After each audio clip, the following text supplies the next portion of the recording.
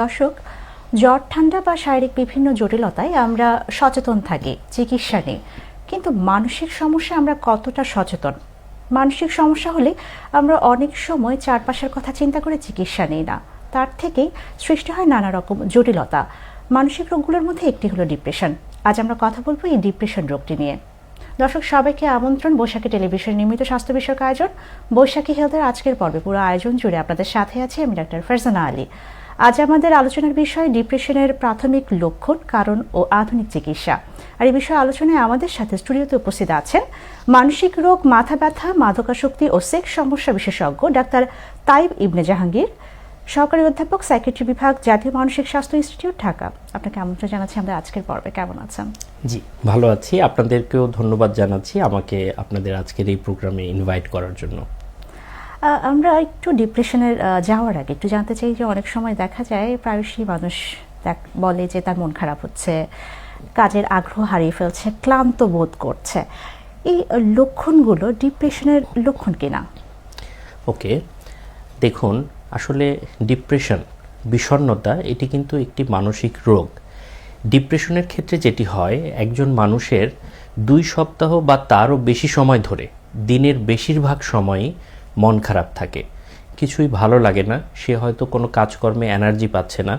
আগে যে সাধারণ কাজগুলিতে সে আনন্দ পেত, সেই সাধারণ কোনো কাজ তাকে আনন্দ দিচ্ছে না।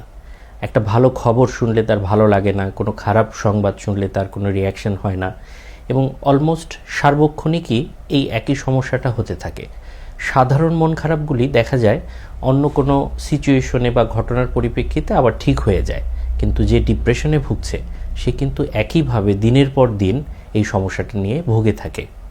মানে তার এই মন খারাপ বা ক্লান্তি ভাব, এই বিষয়টা 2 সপ্তাহের বেশি ভুগবেন একজন রোগী। এর পেছনে কারণগুলো কি? আসলে ডিপ্রেশনের অনেকগুলি কারণ আছে। আমরা যদি বৈজ্ঞানিকভাবে বিশ্লেষণ করি, দেখা যায় যে ডিপ্রেশনের জন্য কিছু বায়োকেমিক্যাল কারণ রয়েছে। আমাদের মস্তিষ্কে সেরোটোনিন, নরঅ্যাড্রেনালিন নামে কিছু হরমোন থাকে, নিউরোট্রান্সমিটার থাকে। এগুলোতে যদি ইমব্যালেন্স হয় তখন ডিপ্রেশন রোগটা দেখা দিতে পারে। এর পাশাপাশি এটা আবার কিছুটা জেনেটিকও। যদি কারো বংশে এই ধরনের ডিপ্রেশনের রোগী থাকে বা আগের যারা ছিলেন তাদের মধ্যে এই ডিপ্রেশন রোগ হয়েছে এরকম ইতিহাস থাকে, সেক্ষেত্রে এই ব্যক্তি কিন্তু ঝুঁকিপূর্ণ, ভালনারেবল, তারও ডিপ্রেশন হতে পারে। কখনো কখনো মানুষের ব্যক্তিগত জীবনের চাপ, যেমন কারো হয়তো অর্থনৈতিক চাপ থাকে, কারো সামাজিক চাপ থাকে, পারিবারিক সমস্যা থাকে, এগুলো যদি তাকে গভীরভাবে ইম্প্যাক্ট করে, সেটার কারণে সে ডিপ্রেসড হয়ে যেতে পারে বা ডিপ্রেশন রোগে আক্রান্ত হতে পারে। আশেপাশের পরিবেশগত কারণে একজন মানুষ যে পরিবেশে আছে সেই পরিবেশ যদি তার জন্য বৈরী হয় এবং দীর্ঘদিন ধরে যদি সে একই চাপে থাকে, এই ব্যক্তিরও কিন্তু ডিপ্রেশন রোগ হওয়াটা খুবই স্বাভাবিক। একটু জানতে চাই, রোগ নির্ণয়ের ক্ষেত্রে কি রোগীর ইতিহাসের মাধ্যমে আপনারা রোগ নির্ণয় করছেন না অন্যান্য পরীক্ষা নিরীক্ষা প্রয়োজন পড়ছে? জি, আমরা সাধারণত রোগ নির্ণয়ের জন্য ইতিহাসটাকে বেশি গুরুত্ব দিই। আমরা ক্লিনিক্যালি সিমটমগুলি দেখি যে একজন ব্যক্তির কি কি লক্ষণ তার মধ্যে আছে, কত সময় থেকে আছে, কি কি কারণে এটা হয়েছে। ক্লিনিক্যালি আমরা ডিপ্রেশনকে ডায়াগনোসিস করতে পারি। আর এছাড়াও কখনো কখনো দেখা যায় যে অন্যান্য রোগের কারণেও ডিপ্রেশন হতে পারে। যেমন উল্লেখযোগ্য একটি রোগ হলো হাইপোথাইরয়েডিজম। কারো যদি থাইরয়েড হরমোন শরীরে কম থাকে তখন তার ডিপ্রেশনও তৈরি হতে পারে। এটা আমরা থাইরয়েড হরমোন টেস্ট পরীক্ষা করলেই পেয়ে যাই যে হাইপোথাইরয়েডিজম হয়েছে, সেই কারণে আসলে ডিপ্রেশন হয়েছে। আবার কখনো কখনো দীর্ঘদিন ধরে যারা ক্রনিক ডিজিজে ভুগেন, যেমন ডায়াবেটিস হতে পারে, ক্যান্সার হতে পারে, বা অন্য কোনো রোগ যেটা ভালো হচ্ছে না, সেটার কারণেও আসলে ডিপ্রেশন হতে পারে। তো এই ধরনের ক্ষেত্রে আমরা ওই রোগ নির্ণয়ের জন্য যে পরীক্ষা নিরীক্ষাগুলি করে থাকি, সেই পরীক্ষা নিরীক্ষা করলেও বোঝা যায় যে আসলে এটা অন্য রোগের কারণেও ডিপ্রেশন হচ্ছে। একটু জানতে চাই, আমরা কিন্তু যখনই ডিপ্রেশন রোগটির কথা শুনে থাকি, সাধারণ মানুষ বা যারা এই ডিপ্রেশন রোগে ভুগছেন তারা বলে অ্যান্টিডিপ্রেসেন্ট চিকিৎসার জন্য নিতে বা সাজেশন করা হয়।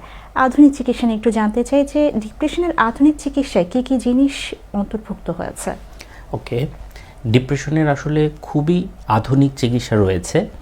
অ্যান্টিডিপ্রেসেন্ট ওষুধ বলে যে ওষুধগুলি আমরা জানি, এই ওষুধগুলি আমাদের হাতে পরিমাণে আগে বেশ কম ছিল।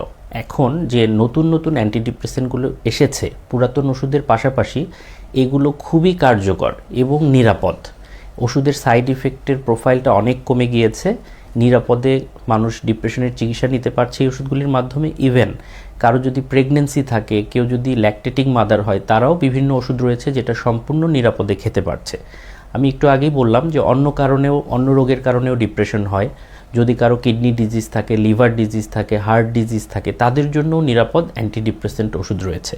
সো এটি একটি আধুনিক চিকিৎসা যে অনেকগুলো অ্যান্টিডিপ্রেসেন্ট ওষুধ রয়েছে যেটা আমরা খুব সীমিত আকারে ব্যবহার করেও এই রোগকে চিকিৎসা করতে পারি।